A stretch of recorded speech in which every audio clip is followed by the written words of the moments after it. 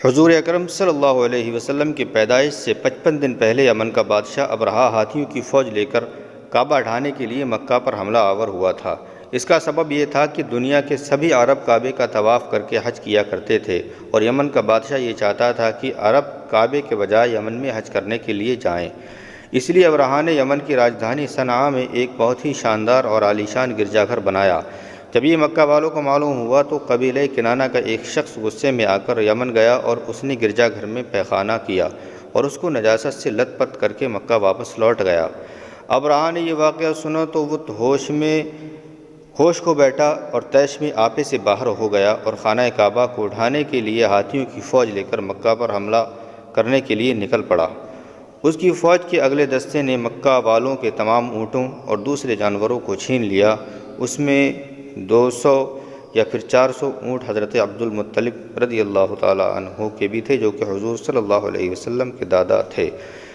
حضرت عبد المطلب کو اس واقعے سے بڑا رنج پہنچا اور آپ اس معاملے میں گفتگو کرنے کے لیے اس کے لشکر میں تشریف لے گئے۔ جب یہ ابرہہ کو معلوم ہوا کہ قریش کا سردار ملاقات کرنے کے لیے آیا ہے تو اس نے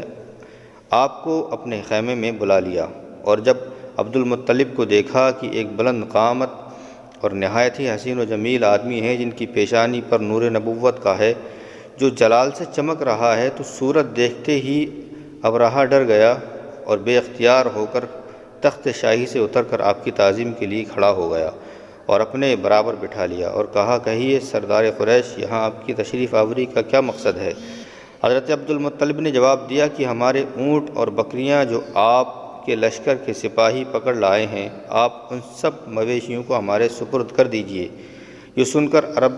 ابرہہ نے کہا کہ اے سردار قریش، میں تو یہ سمجھتا تھا کہ آپ بہت ہی حوصلہ مند اور شاندار آدمی ہیں، مگر آپ نے مجھ سے اپنے اونٹوں کا سوال کر کے میری نظروں میں اپنا وقار کم کر دیا۔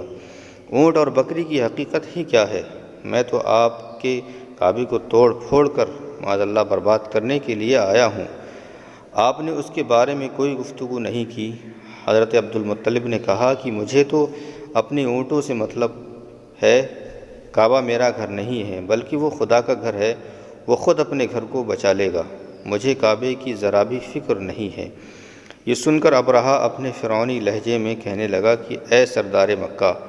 سن لیجئے، میں کعبے کو ڈھا کر اس کی اینٹ سے اینٹ بجا دوں گا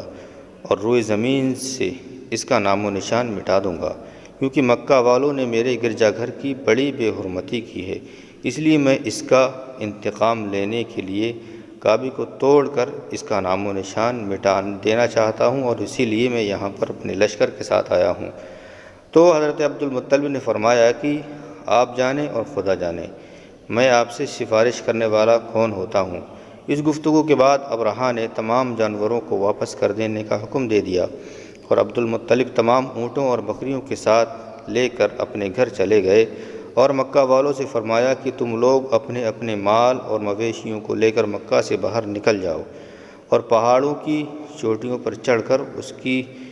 گفاؤں میں چھپ کر پناہ لو۔ مکہ والوں سے یہ کہہ کر پھر خود اپنے خاندان کے چند آدمیوں کو ساتھ لے کر خانہ کعبہ میں گئے اور دروازے کا حلقہ پکڑ کر انتہائی بے قراری اور گریہ وزاری کے ساتھ دربار باری میں اس طرح دعا مانگنے لگے۔ حضور صلی اللہ علیہ وسلم کے دادا حضرت عبد المطلب خانہ کعبہ میں ہیں اور دعا کر رہے ہیں کہ اے اللہ، بے شک ہر شخص اپنے اپنے گھر کی حفاظت کرتا ہے، لہذا تو بھی اپنے گھر کی حفاظت فرما، اور صلیب والوں اور صلیب کے پجاریوں عیسائیوں کے مقابلے میں اپنے اطاعت شعاروں کی مدد فرما۔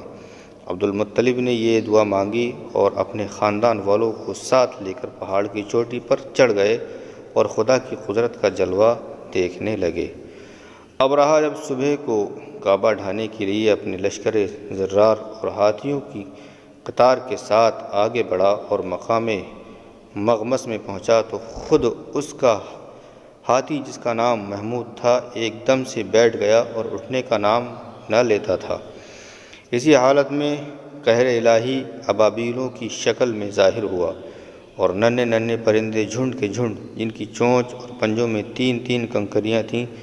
سمندر کی جانب سے حرم کعبہ کی طرف آنے لگے۔ ابابیلوں کی ان فوج نے ابرہا کی فوجوں پر اس شور سے پتھروں کی بارش شروع کر دی کہ دیکھتے ہی دیکھتے ابرہا کا لشکر اور اس کے ہاتھیوں کے پرخچے اڑ گئے۔ ابابیلوں کی پتھر کی برسات خدا بند قہار و جبار کے قہر و غضب کی ایسی مار تھی کہ جب کوئی کنکری کسی ہاتھی سوار کے سر پر پڑتی تو وہ اس آدمی کے بدن کو چھیدتی ہوئی ہاتھی کے بدن سے پار ہو جاتی تھی۔ ابرہا اور اس کے ساتھی اور ہاتھی اس طرح تباہ و برباد ہو گئے،